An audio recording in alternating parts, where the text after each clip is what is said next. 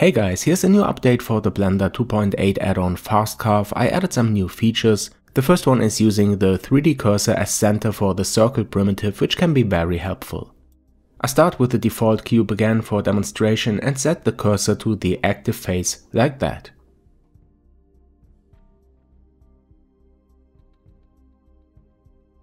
Then I switch to the Fast Carve primitive mode, but before I have to set the target to the cube.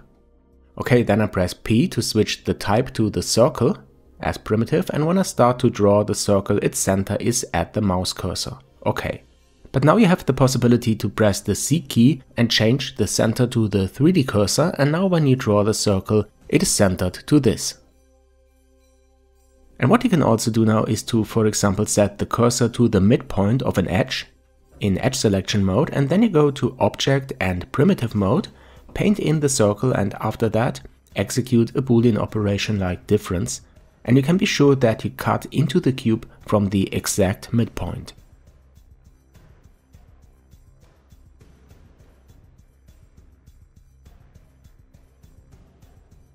Okay, now you could say that this works for circles only, but let's have a look at another new feature.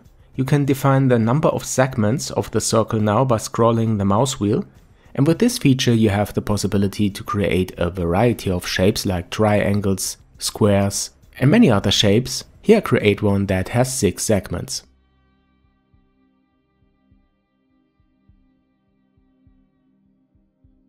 Alright, so let's have a look at the Python code of the add-on, and the new features here is the primitive mode operator, and in the modal method I check if the mouse wheel is scrolled up or down. If this is the case, I call a new method of the shape class named handleMouseWheel with a parameter that indicates whether the wheel was scrolled up or down. This method is implemented in the circle shape class, where I increase or decrease the number of segments of the circle shape and store it in a member called segments. But the minimum number of segments are limited to 3. In the createCircle method, where I create the vertices for the circle, I refer to this segments member variable. The method handleMouseWheel is defined in the shape base class and can be overridden by the subclasses. So we will see which functionalities we can add for primitives like the rectangle or polyline for scrolling the mouse wheel. The other feature, setting the center of the circle to the mouse or the 3D cursor, is also a very simple implementation. The center of the circle is stored by the member variable center, and this is set when the left mouse button and the control key is pressed. Here I call the method getCenter, which returns either the mouse position or the position of the 3D cursor. Which one is used depends on the scene property called centerType. That is just an enumeration with 2 values at the moment, mouse or cursor. It is changed in the primitive mode operator when the user presses the C key.